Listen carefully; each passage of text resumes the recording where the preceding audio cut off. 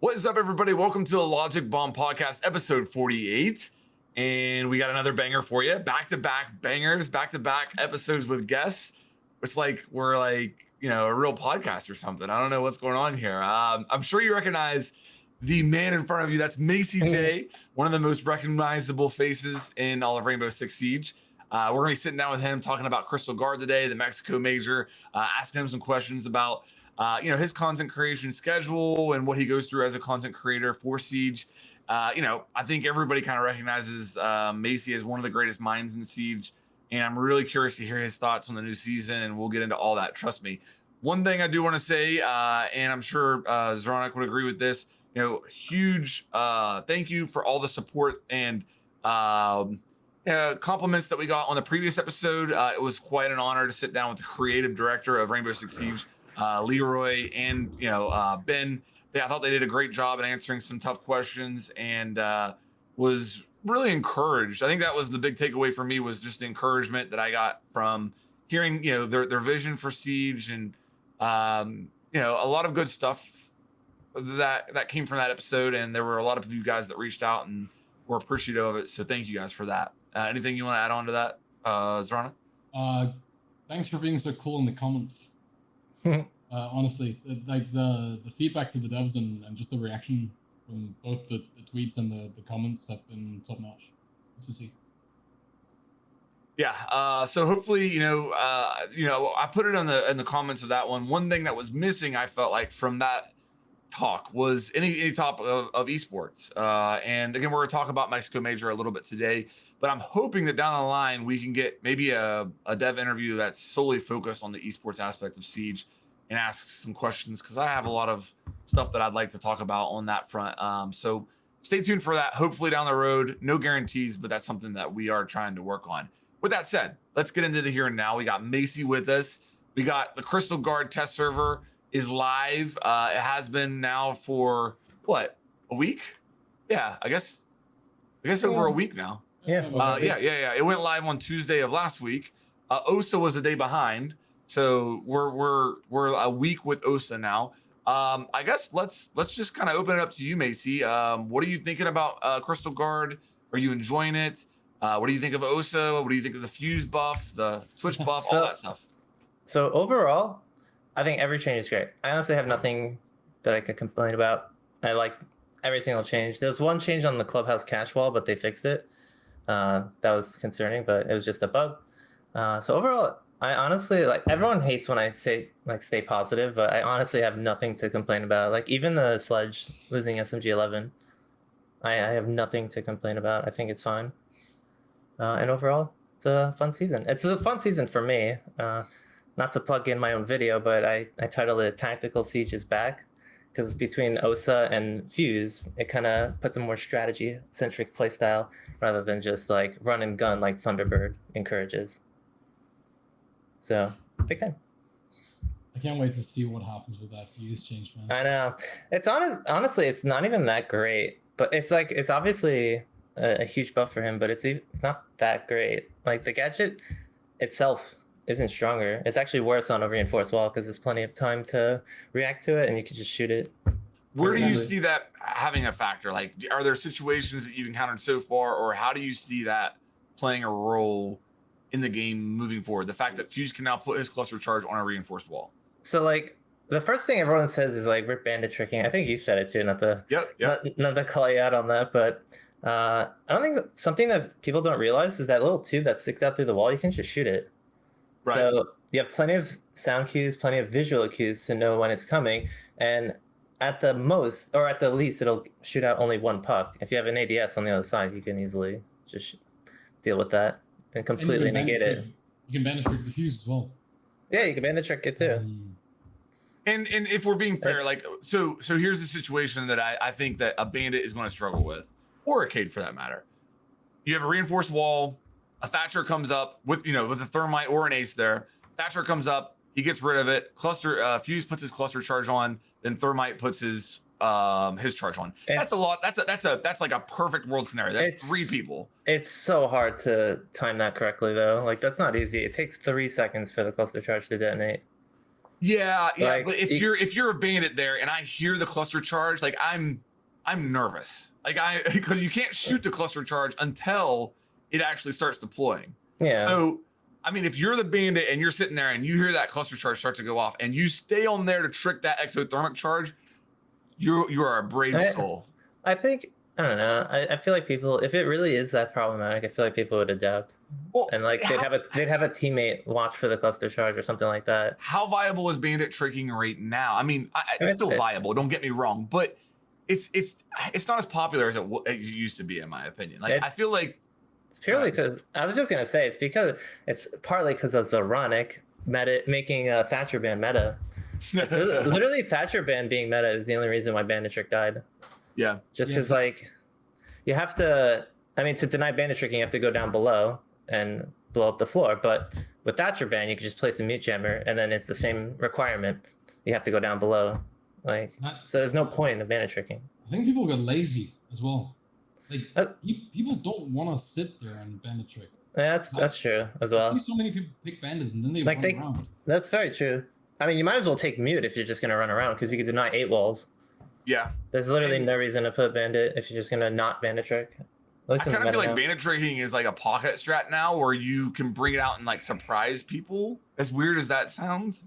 But I mean, okay, so let's say it's done at the major.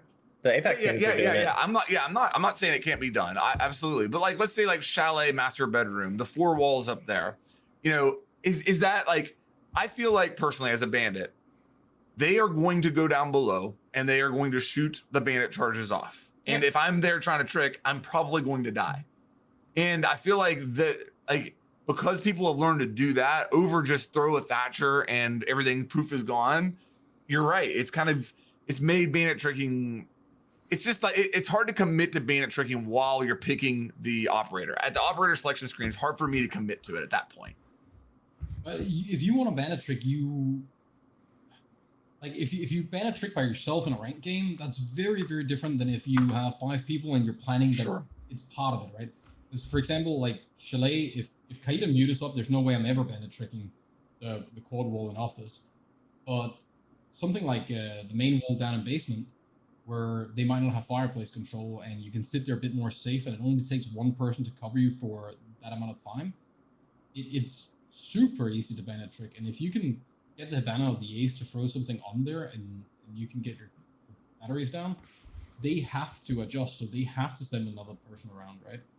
But in at least at the level I play, I feel like people are just, they get bored. They don't want to do any of that stuff anymore.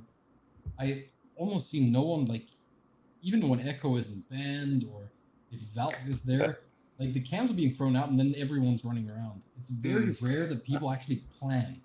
I feel like back in year 1, people were excited to bandit trick. Oh yeah. Because I remember when that was a concept that people just discovered, and people were legit excited to go bandit just to trick. It's still cool when you hear this zap and you're like, I got it. That is a really cool feeling. Mm-hmm. It's still agreed. Yeah. Yeah. But I think the guy playing the bandit is also used to, like, I know that if I want to bandit trick now, I only want to do it if I know the people I'm playing with. Because I don't trust anyone to actually make sure that I don't get peeked from a window or someone just walks in with Nook and shoots me in the back. The classic chalet garage, and then you're there sweating, juggling batteries, and then somebody just walks down blue and kills you. Yeah, and it's just like it's happened too many times, man. Like what was it called? Once burned, twice shy, or something. Yep. Like, I don't trust it unless I know the people anymore. But I feel like even the community just doesn't appreciate it as much. I remember when I used to bandit trick, people would pog every time. Now it's like whatever, nobody cares. Yeah. And now if you hit a Kaid trick though, people get hyped because that's like that's a lot harder. Lucky timing and actually, yeah, really good. I've gotten all 3 aces with a single claw on console garage. Yeah. What impact do you think impact tricking has had on bandit tricking? Do you think it's honestly, impact tricking is not even meta in ranked. It's really like it's barely meta in ranked. I feel like I see it from time to time, but I really don't. It's not even that common, to be honest. Not like Pro League. Pro League is way more common. And there's very select few walls you can actually do it on the worst. Yeah. But you can do it with any ace charge to prevent them from actually, having a mantleable hole. I do that a good bit. I mean, yeah, it opens one hole, but at least they can't jump through it, you know? Yeah, I do like that as well. But I don't know. In general, I feel like it's super rare. Yeah. It's not that common. Yeah, and it's another one of those things where like I spend a lot of time solo queuing and like, hey, you know, Maestro, can you shoot out the top of this wall for me? Like getting somebody to do that sometimes, not all the time, sometimes can be an impossible task. I mean, you just can't get it to happen. So then you're there with Legion trying to shoot the wall, make your own hole, you know, and it can be a little bit difficult on that front. I'm a little bit surprised that we went the fuse direction first, but I think honestly that fuse change has created a lot of hype. But what about Osa? What do we think about Osa? It's hard to tell on a test server. I can never really give like a full impression on it based on like test server casual games, but she obviously excels in planting and post plant, I think. And again, I have to play top rank to really gauge just how effective she is and how easy she is to counter. I mean, at face value though, she seems really strong because you basically force the defense to have explosives or some alternate denial other than just swinging and shooting. So she does have potential for sure. I think that's two routes though, right? Like either she becomes old Blackbeard, but with two people. I don't think she's comparable to Blackbeard, to be honest. But if you play it really ratty, you can open up quite a lot from outside and have two of those positions where, unless you impact it, and you can place them so far out that it becomes difficult to impact. Yeah, I was actually... Casual is a good example from Kennels. Oh my god! Oh no! Yeah. Well, why would you even mention that? I was thinking of. I've been trying to get it in on the test server, but like I said, it's a casual. It's hard to get people to open walls and plant. But if you were to play Consulate Garage, just have it all the way back, like in the far driveway, post plant. And if there's one guy left, you can just watch and wait for him to defuse and just peek when you need to. It's super strong in that regard because like he can't fight back. I'm afraid of. But I don't mind that. Like I feel like no, I agree. I kind of don't mind those kind of checkmate situations. I kind of like those aspects of Siege. Well, like there's different. Have something that could break it on distance. I mean, impacts are really the only thing. Yeah. I don't mind the checkmate situation that requires a lot of things in order to get there. I don't like a clash, a clash in a 1v1. Or like a Montaigne. Yeah, I agree.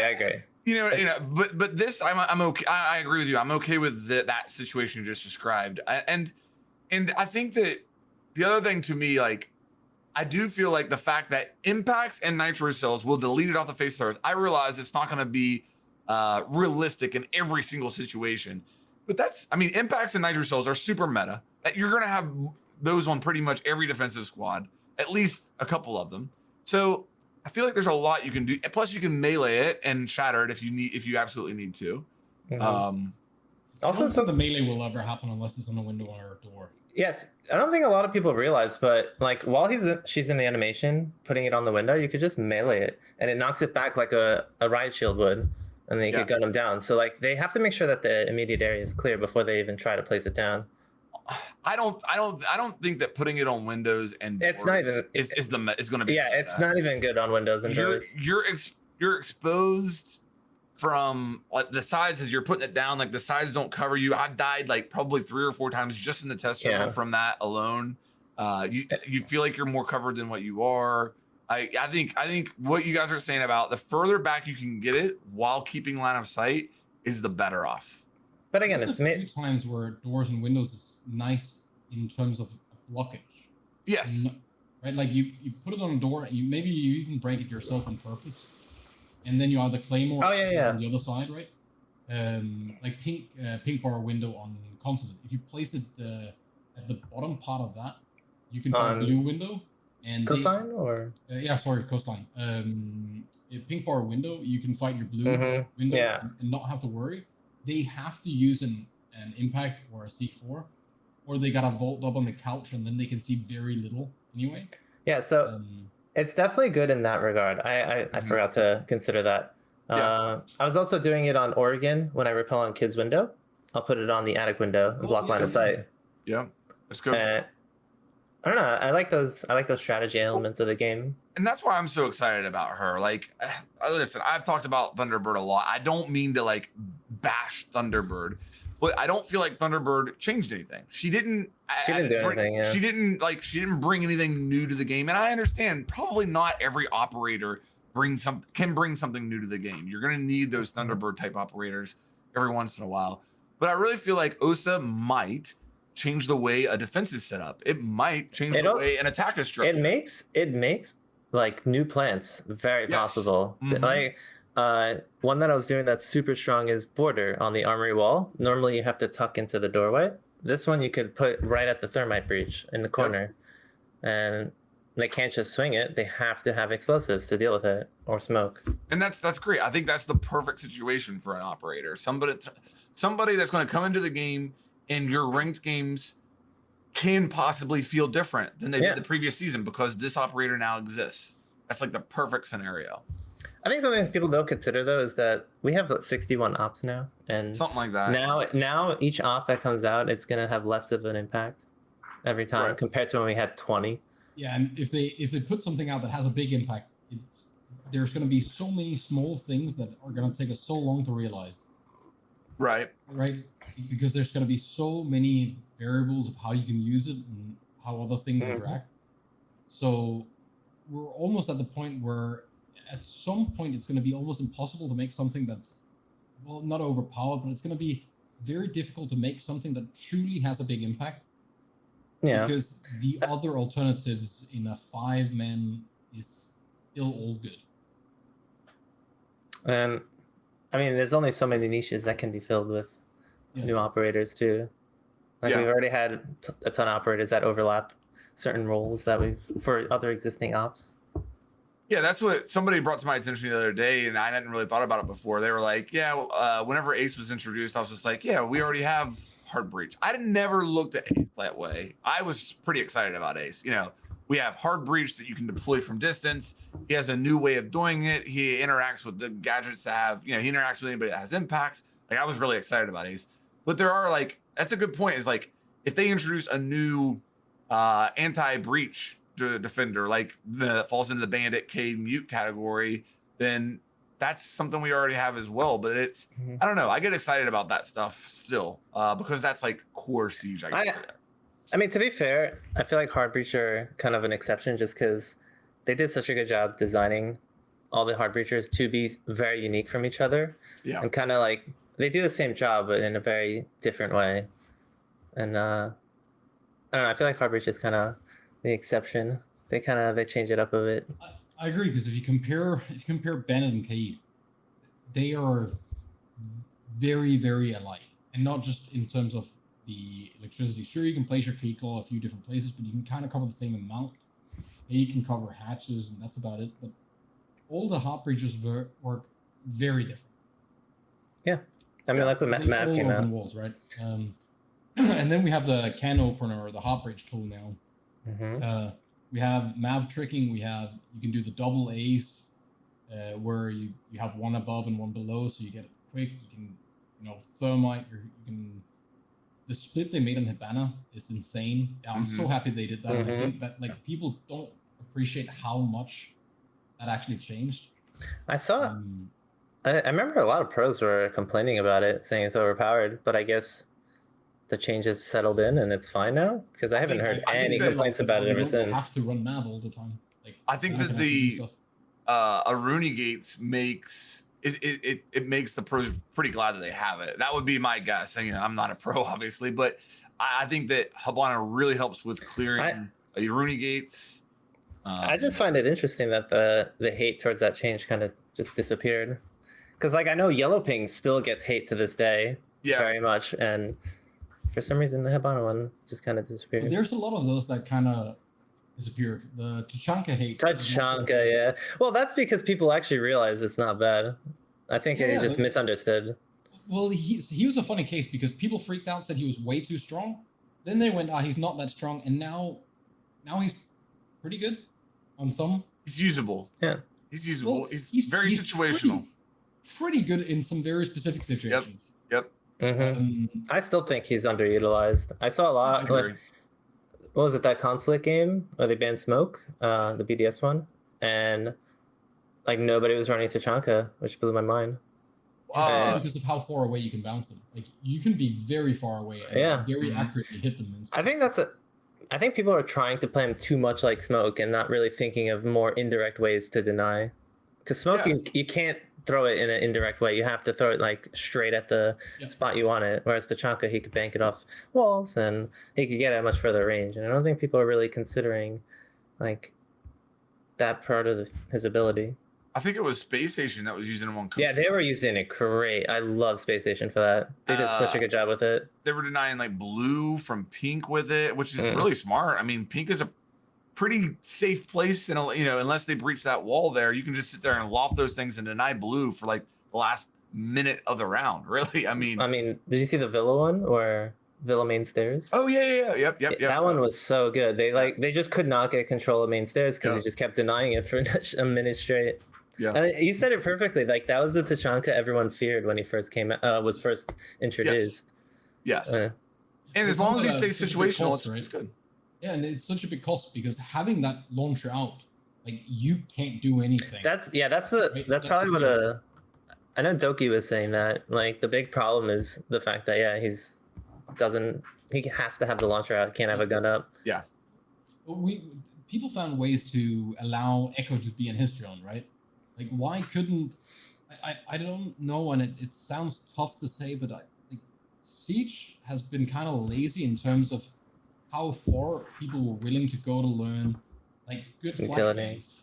And think about, we've seen this in Pro League, if we go a bit further back, where people were throwing flashbangs up on the roof, so they fell down in a hatch and blew up right as they got under the hatch.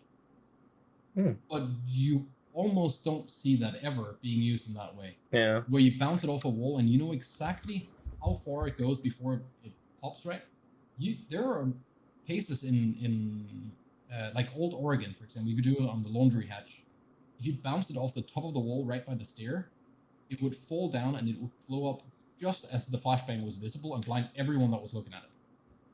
But it was used by like 2 LATAM teams, and there's so many weird small little things. The same with Capital was the only one that could smoke an actual hatch drop, where you would smoke the edge of the hatch and then at the bottom, so you could drop completely unnoticeable, right? And when they mix that with the silent drop, there's so many small things. Your video on Ying, Macie, with with like how you can get them into very specific spots from very far away.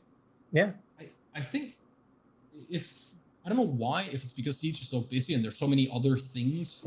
That's what my assumption is. Well, there's because I was to play devil's advocate there. I mean, it can be a little bit frustrating to have that plan and then just get spawn peeked as Ying, and you never even left. You never even left the spawn, or you maybe you do end up getting it in the perfect position. You jump in the window and there's a frost trap. You know what I mean? And that's your fault. You know what I mean? Like that's your fault. But I think what I'm saying there is like, in order to get to that level of mastery, you have to play a shit ton of this game. I mean, like at the highest level of play. Oh, okay, I got you. Don't see more of it, because if we see it there, it'll trickle down. It always does. It's the same with bomb sites, right? Like we get a map, everyone goes, "Oh, this is the best bomb site." 6 months down the line, everyone's like, "That is definitely the worst bomb site," and then everyone's over to the other one because that's what ended up being played in comp, right? And then the original bomb site comes back. Yeah. And then that's the best one. It's like it's a cycle. Coastline was the perfect example. Yeah. Everyone started with Penthouse, and then they went over to Hooker and Blue Bar. I remember Bank was like that. I remember year 1, top floor was the best site, and then after a while, bottom floor became best site, and then top floor started becoming best site. I kept going back and forth. Open area had the highest win rate for the like 2 seasons. Yeah, it had like 67 or 68% win rate. Yeah. And it wasn't played a lot. I'm excited for the rework on that, by the way. Yes. I'm removing that one hatch is like the biggest game changer. I'm really excited for that. Are you talking about on Bank? Yeah, on Bank. Okay. What? Yeah. What are you talking about there? What hatch? And... In open area, that center hatch that's like smack dab in the middle of open area, they removed that. Yep. Which now allows you to actually play in open area. Yes.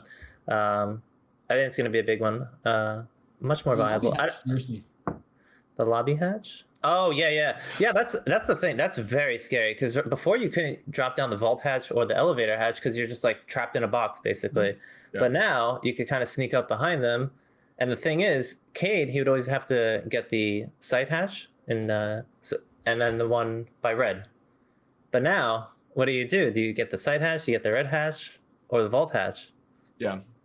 I think obviously, I think that's the intention is they're trying to make it more attractive. A little bit more variety when you're attacking that. I mean, before, if you had a Cade and you couldn't counter it, you're basically locked out. You had no other options. So now there's at least some options available, which is nice because the whole site was basically indestructible. I don't think there was a single soft wall. There isn't. Yeah, there's not a single soft wall. Or ceiling. That's the big thing. Nothing. Is like, and I was really, if you would have said, hey, we're going to buff bank, what would you almost guarantee that they do? I would have said they're going to provide some soft destruction between the bottom floor and the floor above it, and they didn't. But I still think they did make an improvement. I do like that they didn't, because there's been this default with a lot of the newer Siege map and a lot of the reworks where there will always be one site that has a soft ceiling or floor, and there'll always be one site that has a hard one. They've tried to do that on most bomb sites. But I like when it's a bit different. Yeah, I think they did it really smart because it also keeps the same kind of feel of the original. They didn't change it too much where it like really alters the flow. But I don't know, I really like it. Like if you're doing the standard server push, you can now have somebody drop vault behind them much more reliably and like really hassle them and no railing. Prevent the deny. Yeah, the no railings is nice. That was really good. I was happy about that. Although they still do have railing interactions, like on lobby, balcony. Yes. Like they still have like solid cover, but then they still have railings in between. So I don't know. Yeah. There isn't any air gap, is there? Isn't it like plates and then a proper gap and then a new plate? Yeah, but well, in that gap they have railings. Still, there's fewer railings, but there's still railings. But it's better. It's still an improvement. What do you think about coastline? I'm really excited about the VIP wall. Like I feel like the VIP wall changes. It's funny because hookah changes penthouse. Yeah, it changes kitchen. Yeah, the map is very small. I think kitchen might be OP. I don't know because you can't plant in service entrance anymore. It's now changed to reception. So VIP scares me though. The VIP wall because you can get a Kaid claw, and with Thatcher being banned every single round I ever play. There is the fridge down in kitchen right next to the window. You can get a Kaid claw into that. And it's fully indestructible unless you can't get it with a nade from kitchen window or anything. You have to jump in and shoot it. And I was going to say you can't even get it with a Twitch drone, but Twitch drones can jump now, so never mind. Yeah, Twitch drones are... I'm excited about that one too. Like I said, every change I think is fantastic. What about the infinite range though? I mean, I don't know. I think it's kind of necessary. The drone's really loud, so it's really hard to get any use out of it. You wouldn't have a maximum, like, let's say just 10, 15 meters or something. Like, infinite range, it is far, man. We'll have to see how it plays out, but I think it's good.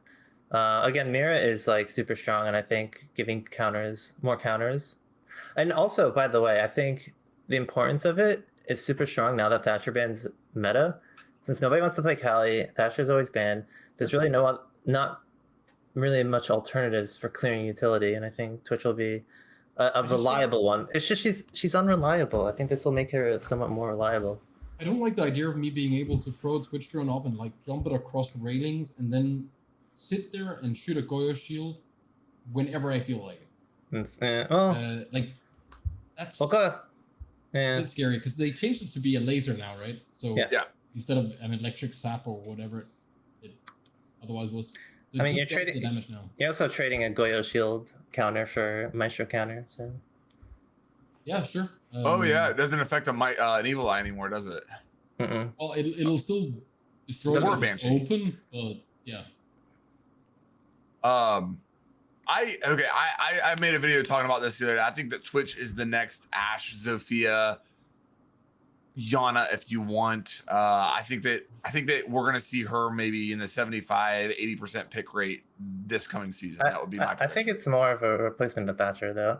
Well, I mean, I shouldn't know if they clear utility as well, but I don't know. Like I said, I think she's a good Thatcher alternative now, just because she has I that hope range. it isn't gonna be your average Ashe player that gets on Twitch, because it there's very well might be. utility to be used now. Yeah. But on the other hand, I'm also afraid that I'm going to see people in ranked games spend over a minute on the Twitch drone just jumping around to try and get things. Trying to hit 360 Twitch sniper shots. It was the first thing I did on the test server was I kept throwing the drone in the air and see if I could get the outside cams from each spawn. And the infinite range scares me. I wish they would add a little bit of a limit. Like on Fuse, for example, Fuse doesn't make a hole in the wall when he actually Fuse shots a reinforced one, right? I feel like that's a good balanced decision to make, even though they could easily have made it so there was like a mad hole in the wall. I think just to add like 10 meters or 50 meters or something. Infinite is tough. I'd rather play out and see where it goes.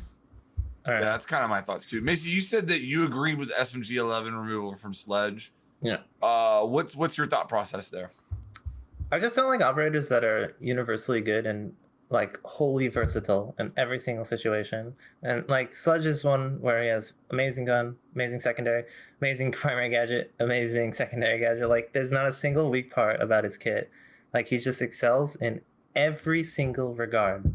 And I don't like that. It's like, I think a lot of people say like, oh, don't nerf the gun, nerf the gadget and all this, but you really have to consider the whole kit when balancing operators. I don't know why people insist on nerfing exclusively gadgets and not guns, or like look at the entire kit as a whole.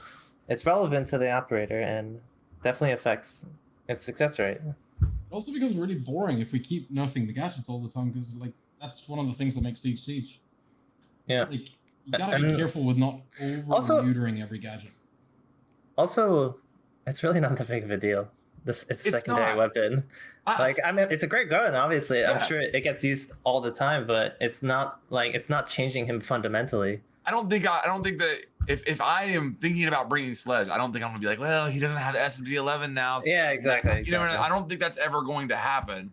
Now, if they took away his nades, that would have absolutely that would be happened. way worse. Yes, That'd be way worse. Look at Buck. I mean, it's you know, that's crazy, you know, to think about it that way, but I don't think it's really going to make that big of a difference. It's not going to matter. I still hope for the quality. I've been hoping for this quality of life buff where it's the hammer functions like in the Doctor's Curse, where you just hold the hammer in your hand and you left click whenever you want to swing it. It drives me nuts when you're trying to open up an entire floor and you just keep putting it on your back, hammer, put it on your back, hammer. I'd rather just you equip the hammer and then left click as much as you want. Okay, I got It's just a little quality. You manually swap between the guns, so that becomes the balance aspect of it, right? Yeah. And it takes you time to pull it out, and then you can slap as much as you want, and then you have fully gun. It's just like a slight buff to his ability to open a lot. Also, he has a really good pistol. Yeah. Like, the pistol's great. Yeah, I play it because all the SAS operators have SMGs, and Flash has always been. Yeah, I don't know. I don't think it's an issue at all. I'm surprised. I'm not surprised people are mad, but I don't think it'll change them. What do you think about the Yana optic changes? Big deal? Not a big deal? Agree? Disagree? I like it. I mean, she's another op that's just good in every situation. Like, you can never go wrong with the Yana pick. She was good at long range, medium range, close range, literally everything. It's not like a hugely influential change, although giving Alibi the 1.5 was obviously a hugely influential change. Like, the Mexican Major had so much Alibi play, which was surprising. Yeah. I'm assuming it's the 1.5 has something to do with it. So it definitely influences it, but... And maybe that's a good leeway into a discussion that we want to have about the Roni. Because I think that Macie and I are on the same team there. Well, go ahead. What do you think about the Roni, Macie? You open that up. I just think it's a no skill gun. Why? It has it's no recoil. It's a high rate of fire, no recoil. It's the easiest gun to get headshots with. Like F2 used to have that, but now it has recoil, so you have to actually control it and have some practice with it. But the Roni, it's like a Apex Legends gun. Somebody said it's like a gun from Apex Legends. Like there's just no recoil, just Kind of true. high rate of fire. I think that Even if you don't get headshots, it absolutely melts you. Like everyone says, oh, low damage, but you hit every single bullet so easily. how would you change it? Recoil. Just give it recoil. And I would give it like a nice sharp vertical recoil, but 0 horizontal recoil. So it still kind of feels like that laser if you can control it, but just give some actual recoil to control. I wouldn't want any horizontal, but so it's still, again, like if you practice, you can control it and be accurate, but They could also just make it 17 bullets. Whew. Like the actual magazine that's in the gun. I'm not even an advocate for the realism aspect of it or anything, but I like the idea of something just destroying, but you have to reload every time you click left mouse button. I don't know if that would affect it that much, to be honest. Well, you're not getting 2 kills. Yeah, you're not getting 2 kills. Definitely, like you'll still be able to slaughter on your 1v1s. I look at it the same way as like a shotgun, right? Like if you play close range with a shotgun, you're winning that fight. Yeah. If you hit your shot. But you're not winning like the next one on the guy who's further away. So now at least you have to decide. But I think it also has the fastest reload in the game. For at least, I think it's one of the fastest reloads. It seems faster than normal to me. I'll say that. Now, granted, you're reloading a lot with it. And when the Roni first came out, I remember like thinking like this gun shreds, but it is a down machine, and so many times that down gets away from you because you're reloading. I remember thinking that. But the 1.5 changed all that, in my opinion. Like, and that's the first place I go with it. You got to take the 1.5 off of it for Macie. Macie has no business in the world having a 1.5 on the Roni. I agree. That's got to go. I agree. I said that for Legion, and I said that for Macie when they got him. Legion lost it, obviously. Yeah. I agree, but I don't think it's the solution. Just because Rooney has it as well, and she slays just as much. Yeah, And I think that's part of the problem. Slaps. And that's like any given defensive round, it's very likely there's going to be 2 of them. Yeah. You know what I mean? I mean, in ranked, it's always those 2. The kill feed is literally just Ronis. Like if you look at the ranked kill feed, it's like Ronis, and it's like the best spawn peeking gun in the game because of that. Get it in the general area, it's going to land a headshot. I mean, it is the best long range weapon in the game because it's easiest to get headshots. It is, and that's crazy because it's a pistol. Yeah. I wish they would hit the attachments much harder. Like, I wish flash harder and compensate and all that had a much bigger effect, and that was used as a way of balancing things a bit more. So you could take away some of it from a gun very easily and add some of it to another gun very easily. So people could decide which one they want to run. And then I honestly think we have way too much ammo in Siege in general. They are nerfing the ammo count. Yeah, I think they should nerf it way more. I think it's great. I agree. Yeah, I agree. Like, I'm a big fan of them removing some ammo, but the idea of it's okay to just spray the first 4 corners you turn, I hate it. I don't think it belongs anywhere. It is super weird, and that's a result of. I think that's a result of low recoil as well. It's something that plays into that. And I had a situation on the test server the other day where I was playing Zofia, the AR. This was before they buffed her recoil in the test server, and I drew somebody out. I jumped in the window. I shot. I landed first bullet, but Zofia's AR recoil, kicked up, and I missed the rest of them. And it was an Aruni. She turned around and just melted me with the Roni. And I was thinking to myself, I was like, listen, I've kind of been an advocate for more recoil across the board in Siege. I'm okay with where Zofia's recoil is. I think that should be representative of normal recoil in Siege, in my opinion. But I don't think you can do that while the Roni exists. Like, you can't have one gun that's got like a significantly higher fire rate and 0 recoil with me as Zofia like spraying all over the place. Like that's not how it can work. Well, Sophia's recoil before they did the correction to it again now, like the change from test server to kind of dim it down a bit. I don't think we can ever have that in Siege on all guns because there's too many really, really tight angles through like 5 destroyed walls, and you need to be able to hit a couple of shots in that area without pulling your mouse from top left to bottom right on your mouse pad. Like CS recoil is fine because most of your fights are on the same level and you don't generally have to adjust that much.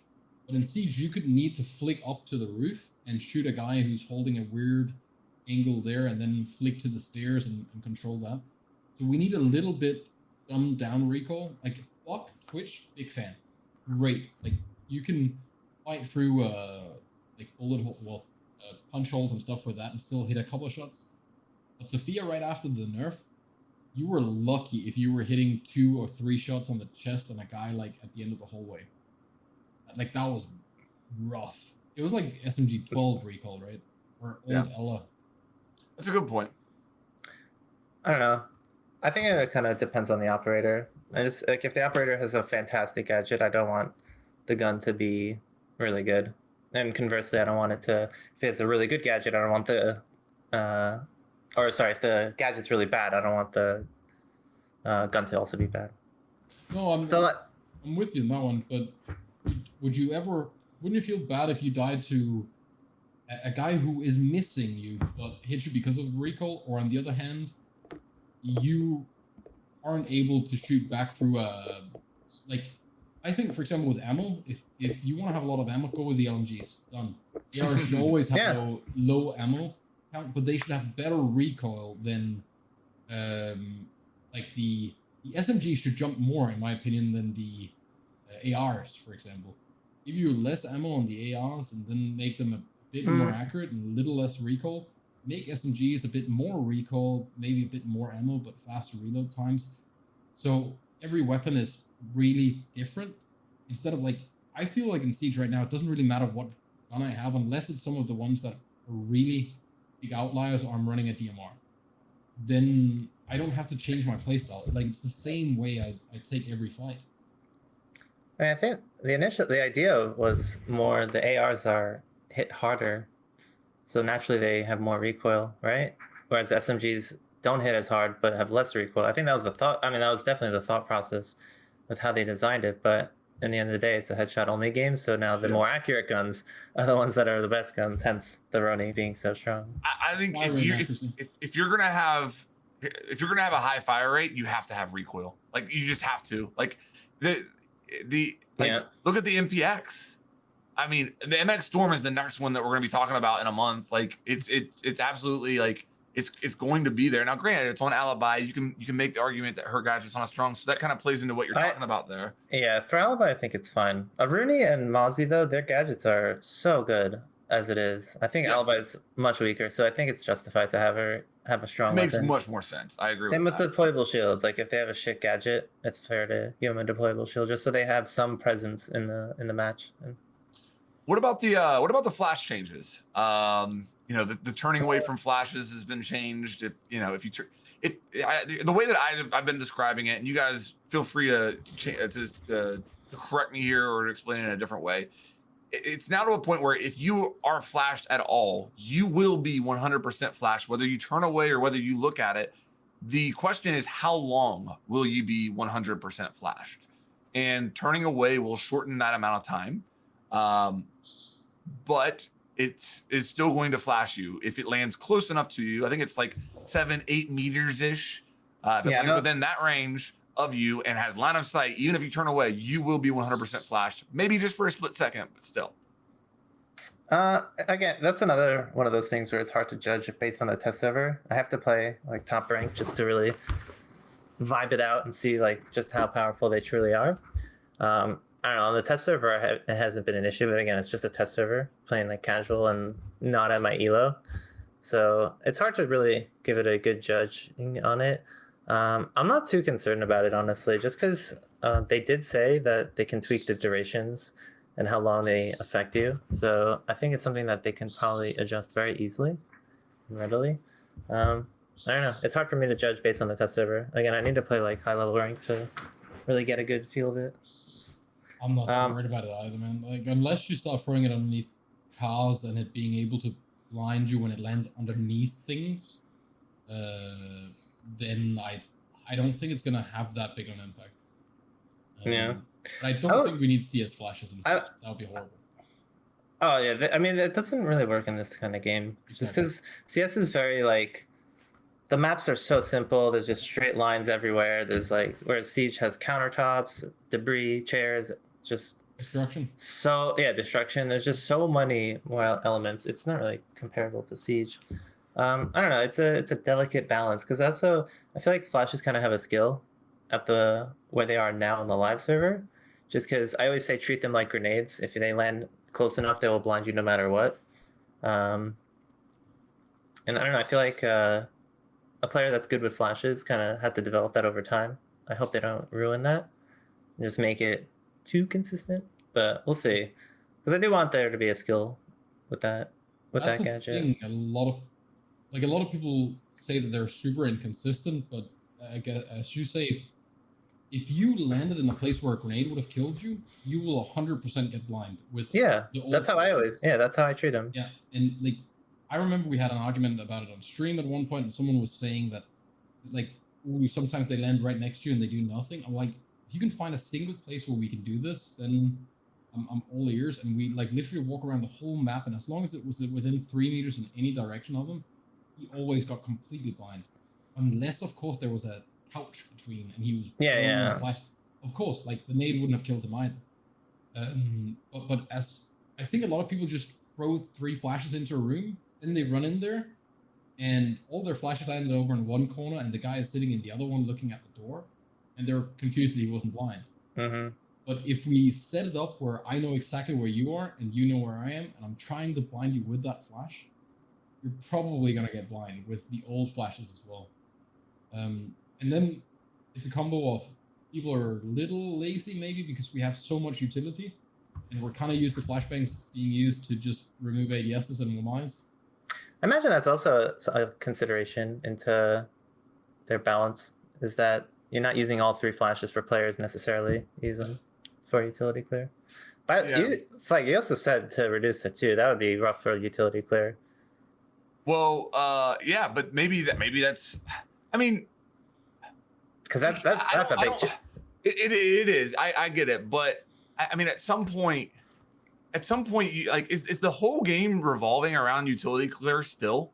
Like, I don't think so. Are we ever going to get away from the point where, as an attacker, if I cannot clear utility, I'm not viable? It was always like that, though. Like, it was always like this. Back when barbed wire, if people didn't play the game back in the day, barbed wire was OP as hell. Yeah. Like, the hitbox was only on that center piece that you took 3 shots. It slowed you down even more than it did now. And you always had an Ash to have to blow up, or a sledge to nade the wire. You used nades and Ash charges, and it showed you as much as a Lucy trap, and it was 3 times as noisy as it is now. Like, even remember in Pro League, people were legit running recruit just so they could have the 3 barbed wire. We ran 3 recruits on top floor bank to fill the whole hallway with barbed wire. And it was that good, and there was only so much utility clear back then. And this is not a new concept. This has always been a thing. I don't deny that it's a new concept. I guess my question is, I mean, is it a goal to ever move on from that? You know what I mean? Like, I hope not. Because that I guess my thing is, like, it really, I view it as a very limiting factor in what attacking operators they can design and what attacking operators are going to be viable. Because take somebody like a Rooney or a Maru, for example. Now, granted, she has the Gon 6 now, so that helps to a certain degree. But you know, an operator like a Maru will never be viable if you can't. If your entire lineup has to be able to clear utility. You know what I mean? Like, so, that's like, I mean, again, this has always been a thing. It's just a matter of there being enough counters and not being too much of an obstacle. It was obviously a huge issue with Jaeger and Wamai like a year ago, but because again, they just didn't have enough to clear. But as long as they have the options to clear, then it's fine. Like, deployable shields, I see a lot of people saying it's the worst change the game has ever had. I don't necessarily think it's the worst change. I still think they need to be tweaked and given more counters. Because deployable shields before their change were completely useless. Like, it was a shocker to see one shield ever. And I think Echo would use a mistake in a map where you could place the shield and look for a gap. Yeah. Like that But was literally the those- deployables. Yeah, I don't like those cheese those cheese Right. tactics though Exactly. too much. I don't think that's good for the game. But like, I still think deployable shields should have more counters. I actually thought about this yesterday or 2 days ago. What about just a melee destroying the shield, just to be able to like? Obviously, that's not gonna change them too much. It's just a way to, if they're abandoned, for any op to easily destroy it. Like, it's weird to me that a secondary gadget has fewer counters than like a Mira or a Goyo. Or what about if a DMR would destroy it with No. bullets? I don't know. I think just like melee's making them collapse, and also like a canister on the back similar to Osa, so that vertical plays are an option. Just as long as they have more options for counters, I think that would be better, and just make them Canister would be overall really less good. less frustrating. Because again, as you were saying, it mandates explosives. But we also have to be careful with how much utility. Like I think the deployable is still a viable point, but the idea of like going away from utility meta, I think we have to be careful there, because if we remove that, then I don't know what Siege is gonna be. To be fair, There has to be steps. There has to be utility. I feel like we almost have like the most FPS gunplay oriented meta right now. Yeah, If anything. I agree, and I don't think the utility meta was ever an actual thing in ranked. No, no. It was 100% at the fault of people just being hella lazy. And if the game wasn't touched at all at the worst point of the whole utility Jaeger, Wamai, Goya shields everywhere, people would adapt their attacking lineup eventually to be able to deal with it, and then the defenders would change what they did, and then we would start seeing some actual dynamics again. That always happens. Overall, though, I think the game's in a really good spot in the I agree. balance between utility and gunplay. No, I fully agree with that. I remember when Tachanka came out, Pengu posted a tweet with like a Clash zapping him, Tachanka firing him, Yeah, this I and remember that. that one. And yeah, I mean, I feel like that's kind of a silly scenario, but I do hate Clash. I'll admit that. I hate it's fun. It's so funny because she has such a low pick rate and barely Mhm. played. She doesn't have a good win rate, doesn't have a good pick rate, yet we still hate her. I mean, she's also horrible She's in every aspect unless everything goes right. Then she's really, really annoying to fight against. yeah. But She had a ton of play in the Mexican major, so she's yeah, definitely a good operator. I think she has a place, but she's kind of more on the niche side. She's not like a It's- universal pick, which is good. it's also dangerous to compare like highest end comp play and then the rest of the player base, right? Yeah, Because like you can she's do even- a lot when you know what the other team is most likely to do, and what operators they're likely to play, what map you decide. Like if I go into rank and I start playing Clash, I myself with no teammates, with no it's- free planning, yeah, you're dead. it's probably not going to make a difference. It's in the not- game. yeah. Like, I'm In probably fact, gonna it's get worse. fucked in. Yeah. It's worse, yeah. But sure, like there's going to be strategies where she has a positive impact on the round. I don't know. I think You she's need that. I think she's in a good spot. She kind of has a unique. I think they should remove damage. She can slow you down. She can slow you down while she's behind a shield, but it should not do damage, in my opinion. I think she's no threat. Yeah, you could just stand at the window and hold the angle for teammates. Okay, It would but, kind of ruin it. I You mean, never win against a Monty or a Blitz ever. Well, Blitz, that shit, it knocks the shield back like a melee. I don't know if she didn't do any damage. I mean, she Unless does. we She still does still hold the kick their melee. shield. Yeah. Yeah, but I thought that Um, was because of the damage. No, Well, it's just the electricity. I think. I assume it's because of the electricity. If anything, you know what? Actually, it would be more consistent if they nerfed it to 3 damage. Just because that's what Bandit batteries and kick claws do. Just to make all electricity across the board 3 damage. Which, by the way, I think is a really nice thing that they're doing. I was talking about this on stream the other day, but they're simplifying the game in a way that's super smart. They made Twitch a laser, so all the interactions are the same as 0. Like there's no confusion. Like it was weird that like Twitch had a different interaction, like where she can disable Melusi's, but then 0 couldn't. And then back in the day, Thatcher, he would destroy some gadgets, disable some gadgets, and that's like, I imagine for a new player, it's weird and confusing and just arbitrary. But now they changed it, so it's a disable across the board. I like those I changes. think one area they're complicating it though, in my opinion, is with mute. And I know that I don't think we fall on different sides of this, but I think that for a new player, it's much easier to say, I put mute jammer on wall, wall is muted. Oh. And now it's, I put mute jammer on wall, bottom 60% of wall is muted. You have the AoE indicating what's being covered, so I feel like it should be apparent. Like, he should be mainly used for intel denial anyway, not wall denial. I think the only way I would agree with you there, Flank, is that once you place a battery or a key call, you can see what's then affected. But when you place a mute jammer right now, you do have the climbing AoE. Yes. I think maybe they should make that last just a wee bit longer. Agreed. So if I place it downstairs, I could actually run up and see if it muted anything upstairs. Because I tried to do some testing with like seeing if I could mute some new hatches because of the change or something like that. That was really difficult to test. I'm fine with it only covering 2/3 of the wall. I don't think that's an issue. It's just a very big change all of a sudden. Especially when it's combined with Fuse being able to do what he does. Because now, Garage on Clubhouse, CC wall, stuff like that, where you could have muted it before and you needed to go remove it from somewhere. Now you could put a Fuse charge there, and that forces a defender to play in a position where they can deal with it, and just it changes quite a lot to swap that one around. But I mean, people will get used to it, and that's cool. I think just make the AoE visuals just last like a second or two longer, and then honestly, it's easy enough for new players, I think. I was very surprised that there was a ton of pros that hated the mute change and thought it was bad. I was very surprised.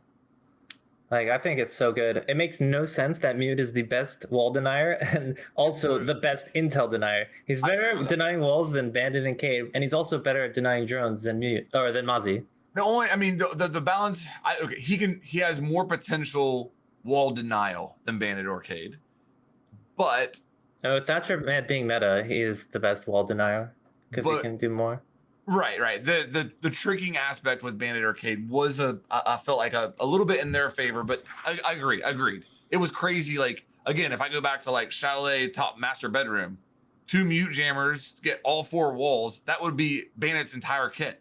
Yeah. Now you can get the back wall and you can get you can go and deny more drones and you can, the amount of times if you watch like the major, for example, that something hits a wall in terms of hop reach, like Hibana or Ace, and it's muted because they didn't know it was muted by the time they did it. That happens at any level of play way more than it should, and that can really cost. For sure. Because having the charges on there, and then either they can get removed, or now you have to go deal with you don't have an option to go pull that stuff off again, right? Like if it's Hibana pulls or Ace charges, they're done. Well, Ace you can pull off. The what, sorry? Ace you can pull off the wall. I feel like they can be pulled off on mute jammers. Yeah, once it starts going though, then you can't pull it off. But if it's muted, you can pull it off. But regardless, that is a valid point. But I feel like it's not influential enough to like outweigh the pros of mute and the fact that it could deny 8 walls. I was saying this is a pro. Like this is a benefit to mute that people commit their gadget to it. Well, yeah. You can't, like master bedroom villa, for example, right? Like. If you don't check first if there's anything on the wall and you shoot your Bandit bullets on, and someone ends up peeking from bathroom later on, or an impact comes over or something like that, with the change now you can do it at the top of the wall, but then that doesn't impact any of the walls that you could impact trick before, because the counter back then was to do it at the bottom so you couldn't impact trick it. So now you still can't open it. That's actually very true. Yeah. And also something people don't consider is that even if you do mute the wall, you still have to clear the jammer. Because if you don't clear the jammer, you can't vault through the wall. Unless you have a thermite who can repel up, then he could open up a hole that's big enough to vault through. But if it's muted and you open up the top, you're not actually able to get into the wall, I'm kind of interested. I'm interested to see the ramifications with this in Maverick. So Maverick obviously is very, very meta, but you think about like cash wall now. Could you see it free up where maybe they don't need a Maverick now because they can put like 2 Hibana pellets on the side of the wall out of the mute jammer range, and then throw a nade, clear the mute jammer with the nade, and then open the wall with the Hibana. You know what I mean? Like I don't see that really taking the case. I feel like then you could just be like, well, I can just do that with Maverick no matter what. You know, I can do that with Maverick if there's a Bandit, a Cade, doesn't matter. I can just bring the Maverick and I don't have to worry anymore. So I don't know. That's one thing I'll be keeping my eye on. But I don't know. I think it's still a problem for attackers, and they have to deal with it. Just not as much of a problem, which I think Right. is fine. Like I said, he shouldn't be the better than Bandit or Cade. I agree with you on that front. There wasn't a has real better kit. choice. He also has a better kit than both. Yeah. of them. Well, That's yeah. true. Yep. Site reconstruction. Yeah. it's- Like, it's not even close. And Yeah. gun, sure, good. C4, cool. Mute will still be good, and people don't even consider the fact that he mutes also counters not just the walls, but Flores, Dokkaebi. Yano, Dokkaebi, literally everything in the game. It's so it's fine that he gets nerfed. As I said before, I think ops that are too versatile is not good. They should have specific roles. I think a lot of the Macie- time when the reaction is that aggressive on a nerf, it's a good nerf. For the Yeah. most part. Yeah, I'd say I agree with that for the most part as well.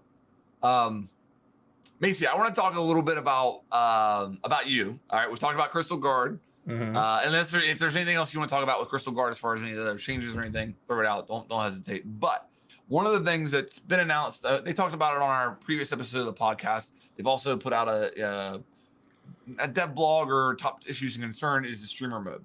So it looks like next season we're going to be getting another iteration of the streamer mode. That's the way that I read into it. And I imagine that's great news for you, right? I mean, yeah, anything that helps with that is always exciting news. I'm not really that enthusiastic because I feel like I got debated on the last reveal where they really got my hopes up. But yeah, like obviously I'll always be excited for any updates with that regard. I think that you are in a unique position compared to many streamers. And I don't know, you might be in this same position, Zeronic, but Macie has an account that's what, level 500 clearance level, something like that.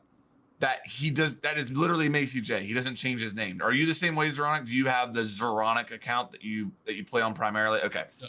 I'm not like that. So I have the No. Get Flanked account that I never play on. Like it might be like level 50 or something like that. It might be a little bit higher than that, but I never play on it because I want to keep my name Get Flanked for the same reasons that you guys do. I don't want somebody else to be able to get that name, but I don't want to be recognized every single game. But you, I mean, Macie, you were probably already level like 250 before stream sniping became a thing. You know what I mean? You had all those cosmetics and everything. Same with you, Zeronic.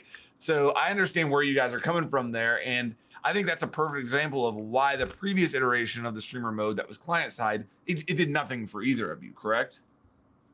Yeah, I mean it did absolutely zero. So that's why I was very disappointed. And I'm holding my enthusiasm for any updates they have regarding streamer mode. The wording they used with us was that it would not be client side. So that's at least one positive step in the right direction. I don't even know how they can say that with a straight face because it would never be a streamer mode if it's client side. Yeah. Like, I mean the only It would help benefit me. Yeah, the only benefit would be like if I play on my second account. Like now at the point, if they see a barcode, people assume it's a streamer and they check streams. Yeah.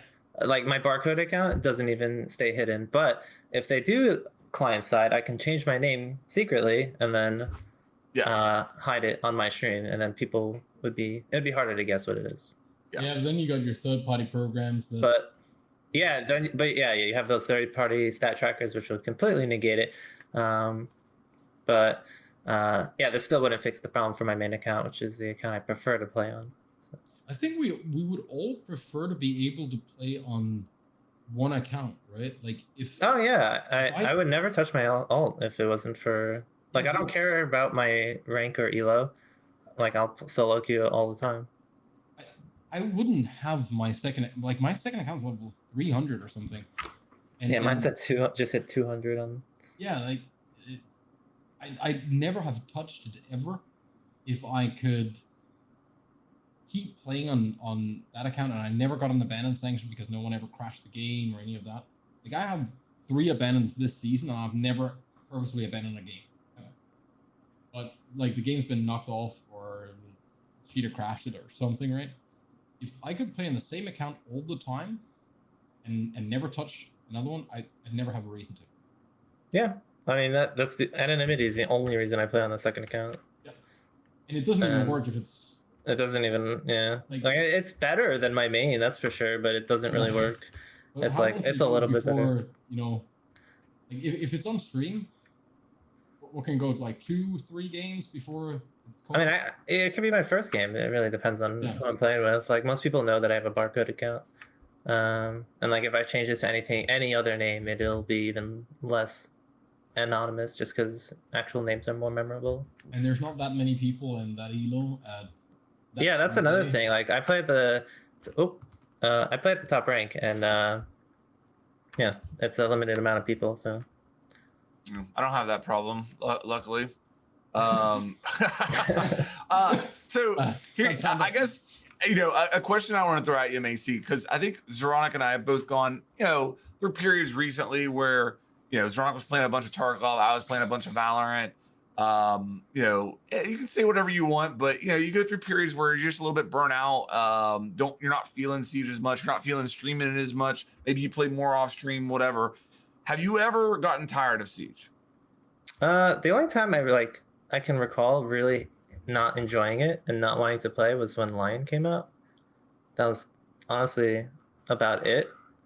I've been mixing up a lot. I don't know. Like I feel like I can always focus and hone in on something specific with Siege that gets me excited. Like right now, the Mexican Major, when they weren't playing Tachanka, like that just motivated me to play Tachanka and find new ways to play him, because I still think he's underutilized. But I don't know. I just like I hone in on something very specific, and it always gets me excited. So when you're like logging on and you're gonna be streaming for a day, a lot of times you go in with the mindset of I'm playing Tachanka today, and I'm gonna learn. You know, I think that's a cool tip for streamers, content creators out there, and probably something that's a bit. I don't know that there's another game out there that would give you as many opportunities to do that as Siege. Not a shooter, at least. Yeah, for sure. Yeah. Obviously, like cheaters and stream sniping and all those other issues kill vibes hugely. But they only kill vibes for the day. Like the next day is always something new for me. How often do you play and stream on your Macie Jay account? Is that the account that you're playing on most of the time whenever you're streaming? Yeah, for the most part, that's the account I've been playing on. I would be willing to bet, Macie. I would be willing to bet that you are being stream sniped in at least 9 out of 10 of the games that you are streaming and playing Macie Jay. I would say so as well. Like I remember the headshot only game mode. I was getting stream sniped. It happens in the fun modes. Yeah, like even casual game modes, like the shit that has no point of doing it. Like it happens all the time. Or TF. When I was playing unranked the other day, and every single prep phase, I'd have 2 people just run up to my drone and start teabagging in front of it, and it's like making it apparent that they know it's me. And it's every single prep phase. They just find my drone and then start teabagging in front of it. I bet that you have adjusted your playstyle. Maybe even more than you realize. Like, what do you do? Like, I mean, you can't like deep roam, right? It's hard. I don't know. It's like sometimes stuff works, but I don't know. I definitely do adjust my play style. Like I can't, if I'm doing a flank, I can't do it slowly. I have to do it very quickly. I don't know. It's weird. Lately though, I've been streaming with a delay, which I hate. But I've been enjoying grinding ranked. Have you found like the sweet spot for the delay that works for you? There's no sweet spot. If the delay doesn't affect chat, it won't affect the stream snipers. So like I have to have a delay that'll affect the stream snipers enough, and that'll obviously affect chat equally. I hate it. I don't enjoy streaming it, but I was focused on the game very heavily, and that kept it enjoyable for me. It's but I've been rough with the delay as well, because I hate it. It has to be long. Like I think people don't realize how much value there is in just simply knowing where you spawn. Oh yeah. Right? Like what operator I can't I run a 1 minute delay and I can't run pulse. Like even if I run pulse, people will just make sure that there's a pulse a clear for pulse on the anytime underneath. So it's really hard. But even with the 1 minute delay that I use, but it definitely makes it much more playable. Well, hopefully that's changing soon. I've told people many times that I think that you're a saint for keeping your composure and being willing to. No, I guess willing is not the right word, but like being able to keep your mindset of I'm gonna go in, I'm gonna work on Tachanka today. People are gonna cheat, people are gonna stream snipe, but I'm still gonna go in and just try to learn and keep do the best I can. I don't know. It kills vibes, and there's days where I just like end the stream early, just because I don't feel like dealing with that. So it's not like I'm tanking it day in and day out. Like if it's really bad, I'll just cut the stream short. I always say if I'm not having fun, my stream will always be as long as I'm having fun. So sometimes I'll do 2-hour streams, sometimes I'll do 14-hour streams. It really depends on the day. I'm not really afraid anymore to like end the stream a little early if it's really bad. I don't know. I feel like you're giving me more credit than I deserve because it definitely does affect me still a lot. No, it's impossible not to. Okay, I think you should. I think you deserve a little bit of credit on that front. Any other games that you're playing right now, like that you're enjoying? I mean, I play a lot of single player games, but as for multiplayer, I've been playing Apex and Splitgate. Okay, Apex Battle Royale or arenas? Arenas. I love. Yeah, I prefer the arenas. It has less RNG factors, although the Battle Royale is fun. But Splitgate's been really good.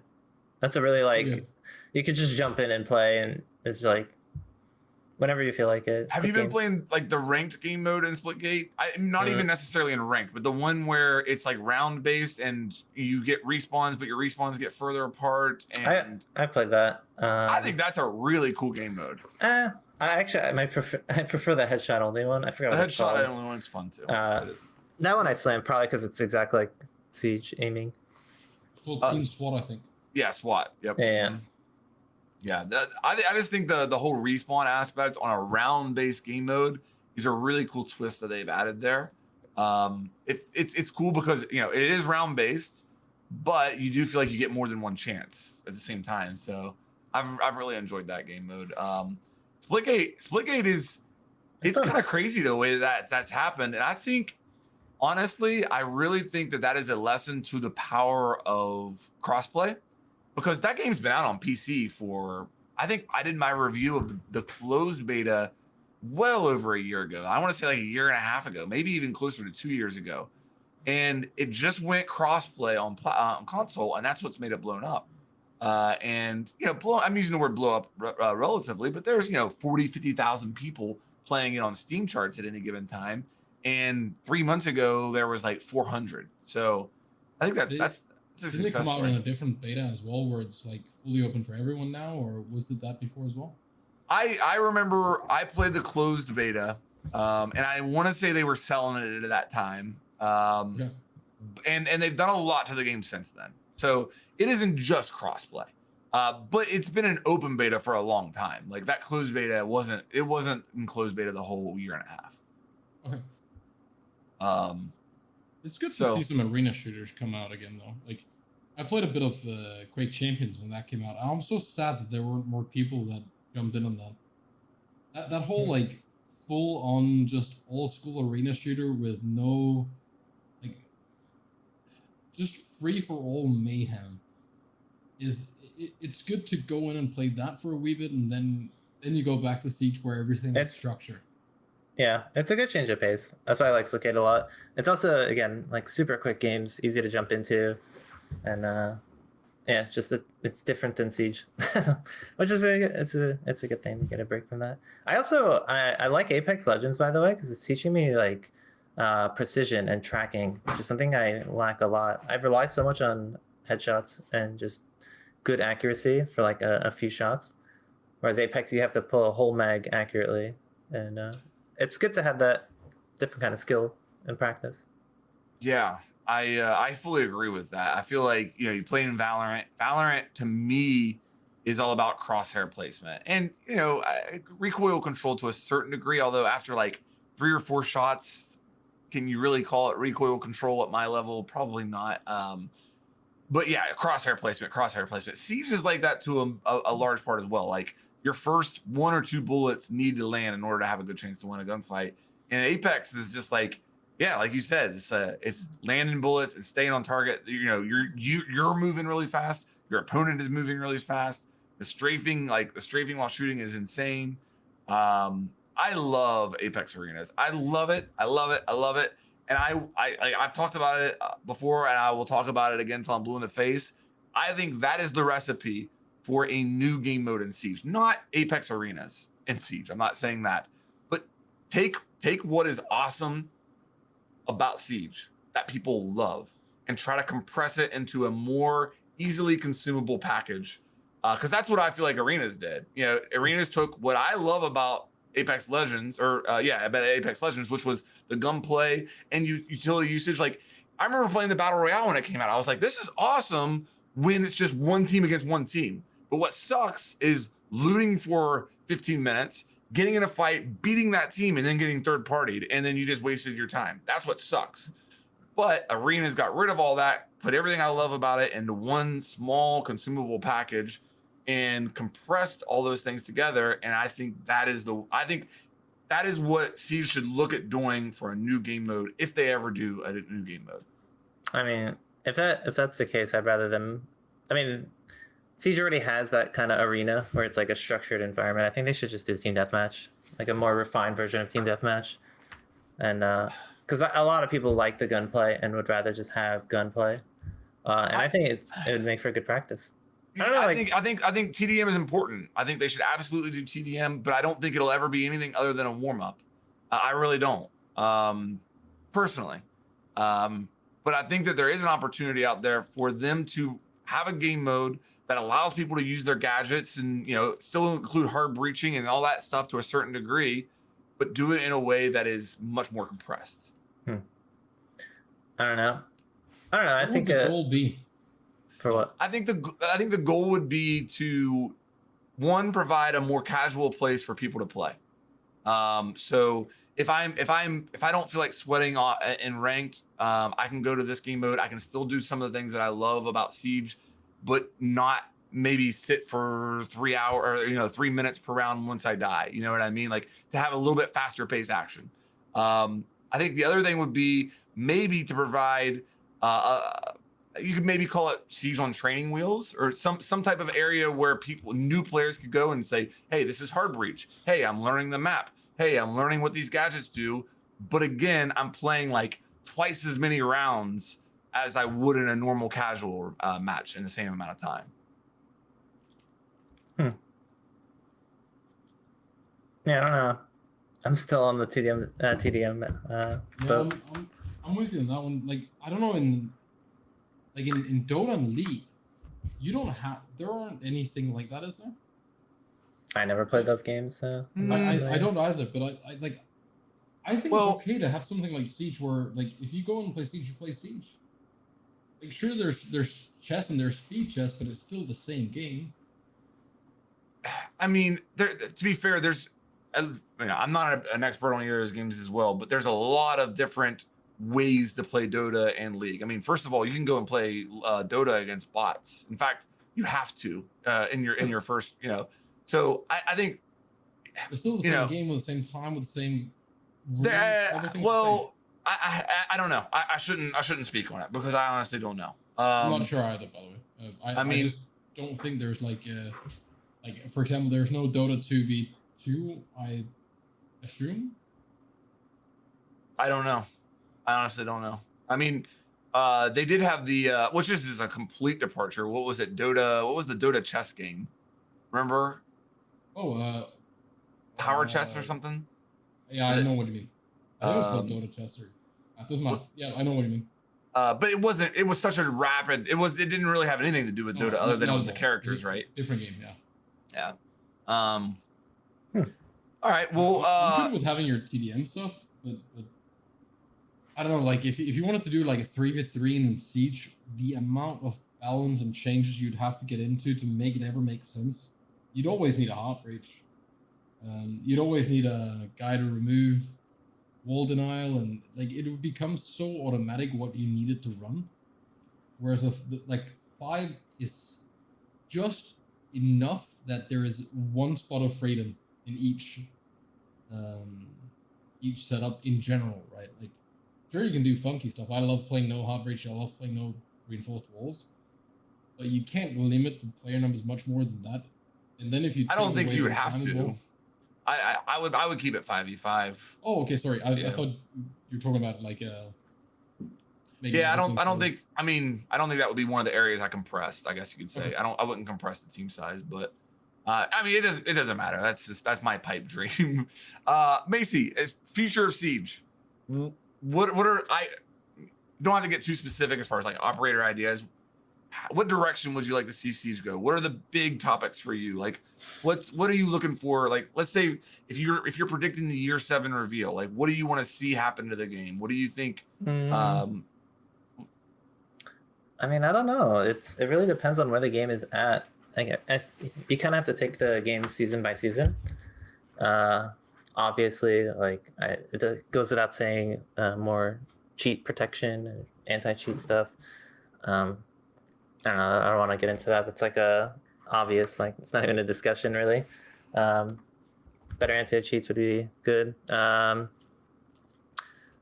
don't know. Like, it really depends on where we're at in the season. I think they said on the AMA that there's going to be new maps, which is great. I think, did they say they're going to be new guns? That'd be great. Obviously, just like more content. That'd be nice. The game's in a good state though. It really is. I don't know. A lot of people, it's like the trend now to flame Siege for some reason. It's in a really good state, and I don't think it's I don't know. I don't have anything I think it's trying specific. to flame every game. Yeah. At I think it's least just. that's what I think noticed. once a game reaches a certain level of popularity, it just becomes cool to hate on it. Having like Fortnite, having Minecraft. I'm seeing the same in Taco. Now it's Warzone. Like, people are hating on Warzone. It's just like, I don't know. Once it reaches a level of popularity, it then becomes like people just start hating on it. I think it's partly due to sensationalism, clickbait culture. You know what I mean? Like, game reviewers out there, like if okay, so the new Call of Duty is getting ready to go into alpha. If I play it and I release a review of the alpha that's like, it was pretty good, but it could do maybe this a little bit better. Or if I go, it was garbage, what did I think? You know what I mean? Like, that's going to get more views. Yeah. And it's just, I feel like right now in the gaming space, like, if you're like, I'm generally inclined to like the games that I play. Like, I like, even Call of Duties, like, I'll probably play World War II.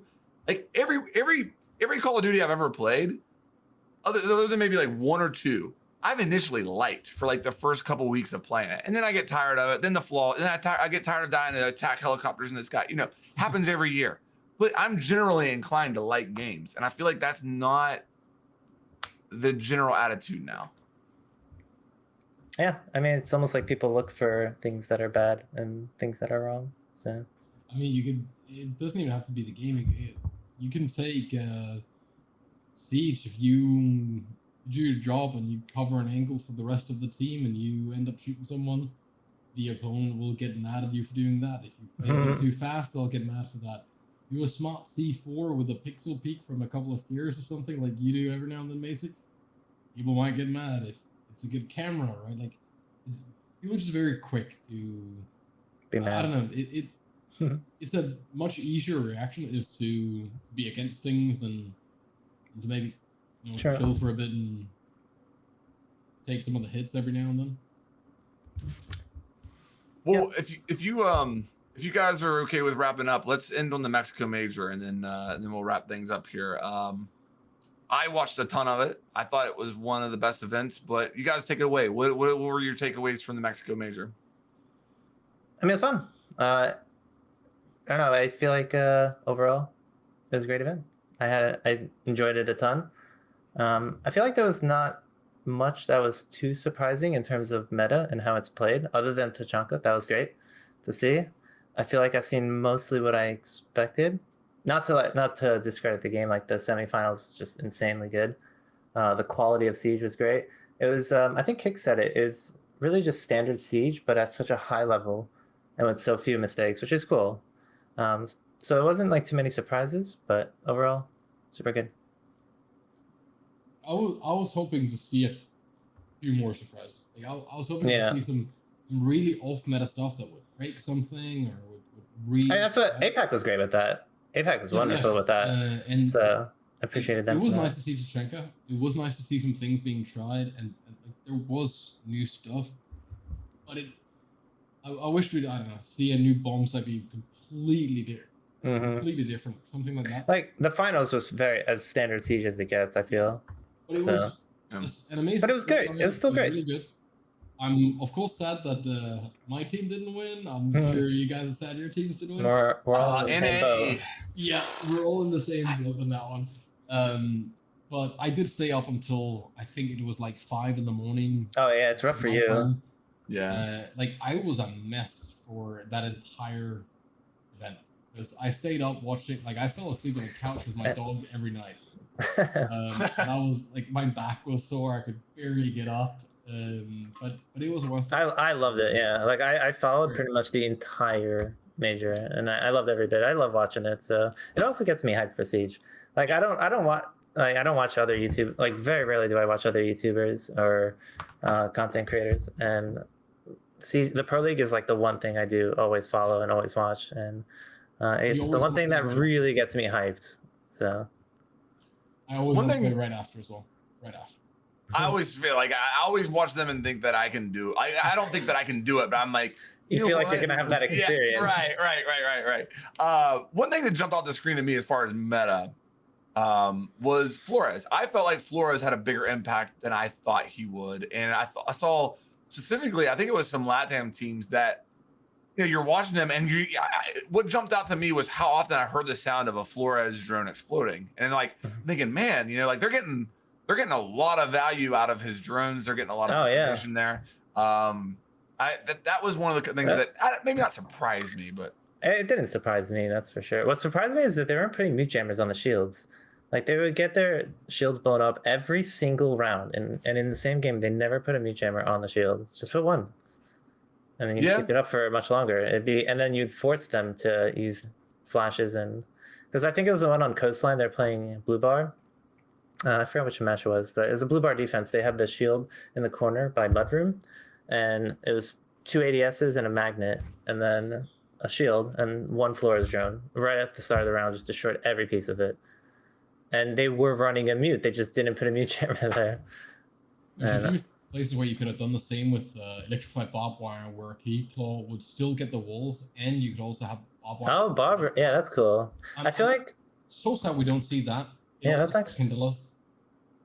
Yeah, that's true. That's true. And we just never see it. Yeah, I feel like that's more dedicated utility than just placing a jammer, because you'd have to have. Yeah. But like Villa, for example, on the trophy wall, if you don't play with closet open, for example, you can have a barbed wire on the bathroom door, and you can't have things cross that without removing the wire first. Yeah. Just Shotgun in general is really out of the meta. I do you think it's partly because people just say, well, there's going to be a Sophia. You know what I mean? Like, no, it's just, wire is just not worth it compared to the other utilities in general. Yeah, I think wire isn't wire. I would say wire is like arguably the weakest secondary now. Yeah, I think. Yeah. Like, what's worse? You need impacts. You need C4. You need shields. And if bulletproof cams do get the EMP thing that we got on test server, then did you? Have you played the? Have you about that? Yeah, have you seen bulletproof cams on the test server? By the way. Yeah. The field of view. Yeah, the field of view. Is that intentional? Do you know? I don't know. I Is it widened or what? No, it's like, really tight. It's like a 50 field of view. It's I was looking down the hallway on the clubhouse, like the gym hallway to main stairs, and you feel claustrophobic. Like I came running up the stairs and I almost shit my pants. Like it's literally like looking for toilet paper roll. So if they do that, I guess that's a good balance. If you get the MP on it, that you barely can see anything. But yeah, like wire has to be the weakest.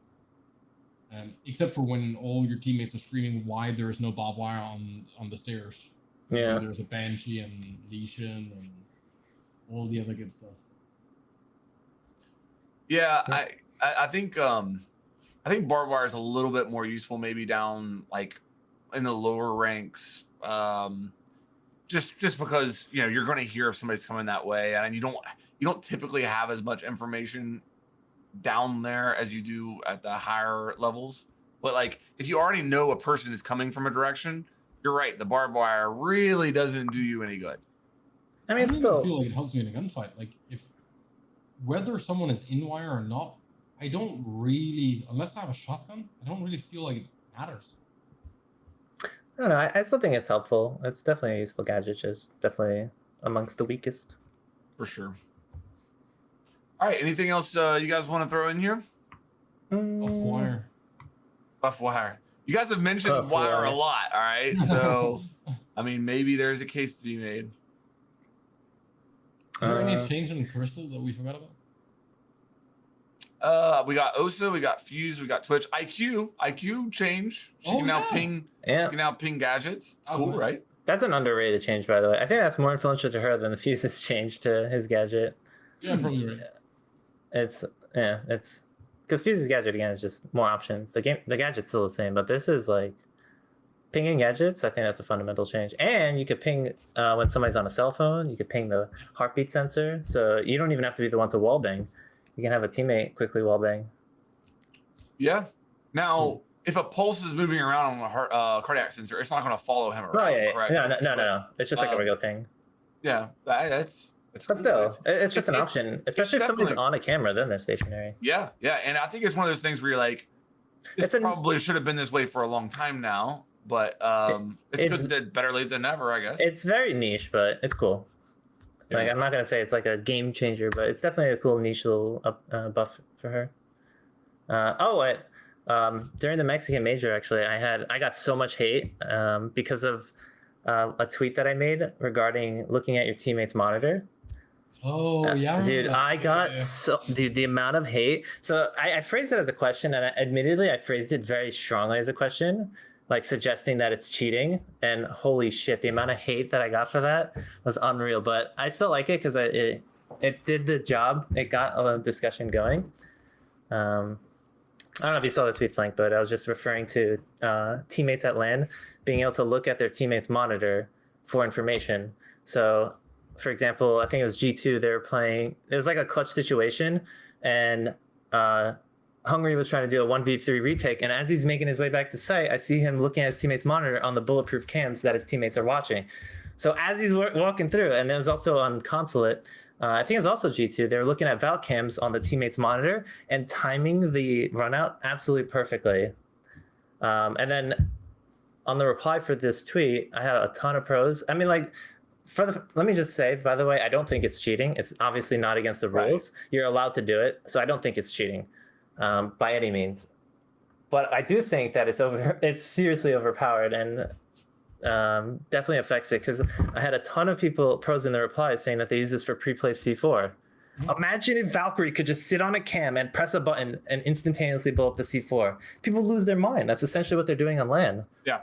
I mean, well, that's what. You're kind of onto something though. So it's not cheating, but it's cheap. Yeah, the game is not balanced for this stuff. Right. When you wiggle your head and say no, it is cheap because you can only do it at LAN. Yeah, and or if all 5 players are at the same place. If I'm playing against a team where everyone is split over the country and they can't sit next to each other, there is no way to do this. Yeah, and the they people that are in the same house have a massive advantage. For sure. I would just call it the nature of LAN. And like, I wouldn't call it. You could separate it if you wanted. And like, I saw people compare this to CS:GO and stuff, and that people are saying, but like this game is so influential when it comes to information. Well, you can't compare it to CS because CS you don't have cams. And it's just not fair. Well, something that people were saying also, another thing is that they would throw flashes and then look at their opponent's faces. If their face is lit up, and they could see how many people lit up, so we're actually on that side. But on this point, Dark Zero for their final match weren't playing beside each other. They were each in their rooms because of the whole COVID situation. Yeah, so it's like I said, it's like I don't think it's cheating. It's not forbidden the rules. It's fair game to do, but I don't know. For some reason, it seems like everyone's like pretending like it's not a hugely influential thing. Like the pros are going out of their way to specifically arrange their seating to take advantage of this, and they'd be stupid not to. It's so strong, and I don't know. It changes the dynamics, and I don't know how I feel about it because again, I don't think the game is balanced for that. Even if your teammates verbally making calls for a pre-play C4, there's still like it's much easier to miss those compared to looking at a live feed and blowing it up instantaneously. You know, a yellow ping is a really good example here of how there's a little bit of unfairness in what people think is okay and whatnot. Because when we talk about yellow ping, everyone's like, oh, but it's skill, and oh, you should know the map, and you should know your timing and all of that, right? But at LAN, you can just look at your teammates' monitors and you never need to ping anything. Yeah, that kind of, for the rest of us that can't look at my teammates' monitors, it's kind of nice to be able to have a ping, right? Mm-hmm. But some of the people that fault ping really heavily, or all for being able to click a button when the enemy shows up on the screen. Did they ever say anything about the yellow ping nerf with that chirping? Did you just put it in a test server and then just like it disappeared and there was no word about it? Yeah. With what, sorry? Remember, did you ever play the test server where they had the nerf for the yellow ping? Whenever you Z-ping, the observation tool would make a chirping sound. Oh, yeah. And it would give away their position. Yeah, that just like disappeared. That was really weird. I remember hearing, well, it was so confusing because you would hear where the ping was. No, you would hear where the observation tool was. So you would hear it originate from where the drone is. Oh, yeah, sorry. But I think, didn't we talk to them about that at some point? I remember talking to JB about it and him saying that was, if I'm remembering this correct, I remember him saying that was something, that was an iteration that was coming. What for them to try to balance that was they were looking at maybe making the observation tool make a sound. Because I think that would be great. I think there was some issues with like being able to use it or something, like that it would just get annoying if you could get a drone somewhere and just sit and go bing, bing, bing, bing, bing. I don't know. I don't know if it would be enough. Like, I loved it though. I loved it because it also gives you an audible directionality to where the drone is. Yeah. So I like immediately turn to that corner and see that I'm being Z-ping. I loved it when it was on the test server. I'm sad that it's not in the game still. One of the things with you guys talking about picture, looking at screens and stuff, screen peeking is an operator idea that's been thrown around for years. And JB actually talked to us about this not too long ago, but a picture-in-picture gadget. So he was saying that they that's always been something they wanted to do, but they could never pull it off. That would be so good. Can you imagine? It would be so good. And again, that's what they do at LAN. Like, it's crazy. And at LAN, there's zero latency. So you're getting a perfect live feed. Just for anybody who's watching, what we're talking about is like, imagine if you're on your drone, imagine if you could pull up like IQ's wristband, look at the view of your drone on your wristband, but still have your first person perspective, everywhere else. So we're talking like picture in picture. And oh my God, that'd be so OP. Awesome. Yeah. Just imagine being on a Valcam. Imagine just being on a Valcam and they're like holding an angle. The second they look away, you just swing. And there's no delay. I think it has to be an operator that could do this with maybe they have a drone. Maybe like Twitch has her special drones. Maybe they have a special drone where they could do this, but they're the only ones. Like you couldn't make this universal, or it would just. Oh yeah, no. But I wouldn't expect an operator. Maybe Zero. What if Zero could do that? That would be cool. Again, I think it'd be I don't know. I think it's way too strong for this game. Yeah, like you set up a flank somewhere and you just learn the lineup and just wait. It's not even like like set up a flank drone alone. You have somebody active. You're always on the flank drone. Like you'll never be flanked. Ask anyone. Yeah, you don't have to ask. It would be. I think it'd be too strong.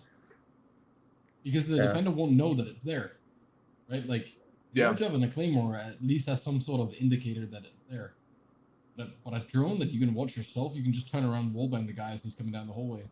And you can even see the vapor trails of your own bullets to correct if you're That's actually Siege Inception is basically what we're talking about here. Actually, you could do that at LAN. I don't know. You could see the vapor trails of your bullets when you're shooting and even correct a little bit there. And I know that you can look at the monitor of someone else and get a kill, because I remember doing it at a show match where my monitor broke. There is in low enough latency that you can play spectating yourself in the monitor of someone else. Oh God! Well, at LAN there is no latency. No, but like even for spectating, there's going to be a little bit of input delay, right? Like if you're controlling on that, And it's still very noticeable. It just feels like going from like 240 hertz to like, I don't know, 30 FPS. But like it's doable and it's strong as hell. I think it's good you asked that question because I don't think it needs. I thought it was a fun discussion, and I don't like that people are comparing this to other esports because this is not like any other esport. It's not like any other game. Good point. It's a very fair discussion. I absolutely get it. I don't know, dude. Especially the Brazilian community, they were so mad about that because I think Liquid is very known for doing that, so a lot of people got mad at me. It's super known in the community that it's normal, but I don't feel like a lot of other people think about it or talk about it. It's just it's very normalized, and again, as like rightfully so, like it's a valid tactic. It's not against the rules, so like I said, I don't mind. It's just I think it's an interesting aspect about LAN that people aren't really considering. Probably while Valk's presence on LAN is like 90% and you don't even have to like it doesn't even have to be a Valk that is on the cam. Yeah. Like you can literally do this pre-play C4 with any op. So I don't know. Or roam clear. You walk in and you literally just like most people at that level can maneuver a map no problem, and you're looking at the person. Goddess was saying that. Goddess was saying she was the droner, and at the LAN events, she would sit next to the person that she's entering, and the entry would literally just watch the monitor as he's going through.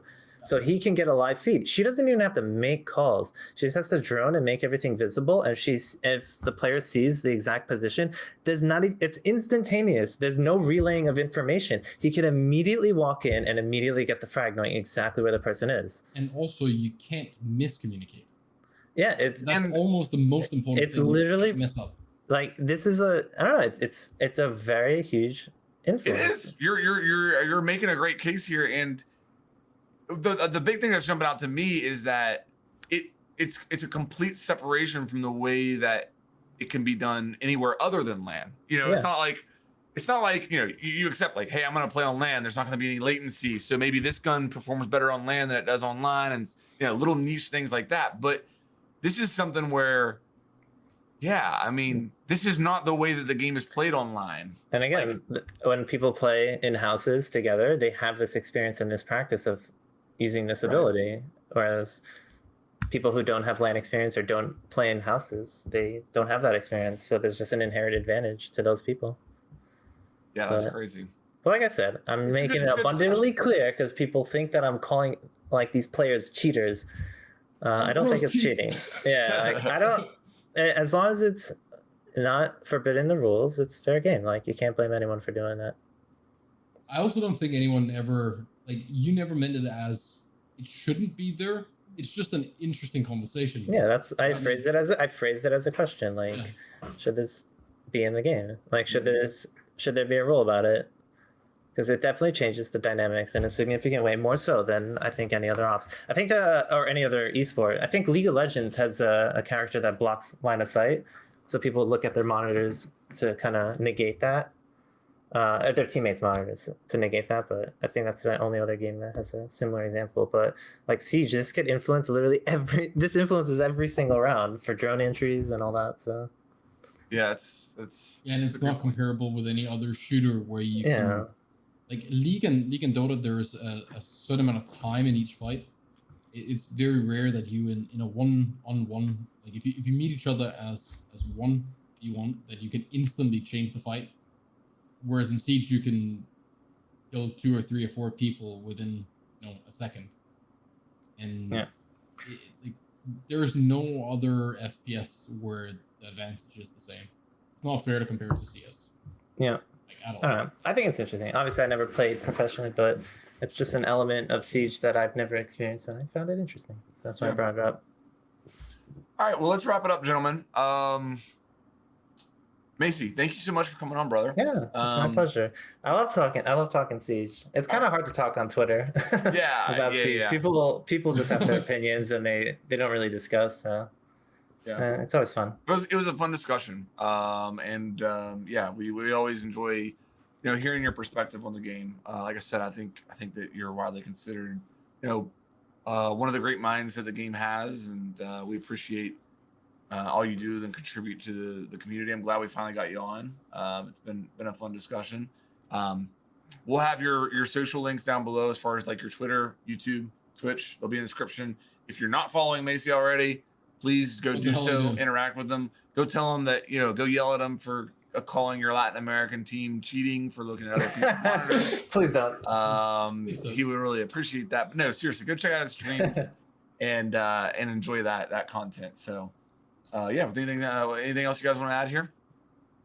Not much. A follow on Twitch would be appreciated. I hate to give a shout out. I'm 8K away from 1 million followers. So that'd be really cool. Let's get Macie to 1 million followers on Twitch. Yeah, we'll have your Twitch, YouTube, and Twitter down there, Macie. So guys, make sure you do your part to help get Macie there. I do appreciate it. No problem. All right, guys. Yeah, it's my pleasure. Bro, I missed the LAN events. We're supposed to take a picture, an after party picture with drinks. We had to swap drinks again. Yeah. I missed the LANs, dude. This Mexico major, I was fine until they started talking about the after party. And I was like, yeah. Like the next day I saw the tweets for the after party. I was like, man, the after parties are the best. It's just a different level of hype too. Yeah. It's not even just the after parties, but the games have a different level of hype when you watch it live versus online. So, yeah, I can only imagine what the semifinals are like live. So. Hopefully this February we'll be experiencing it again. I'm still hopeful.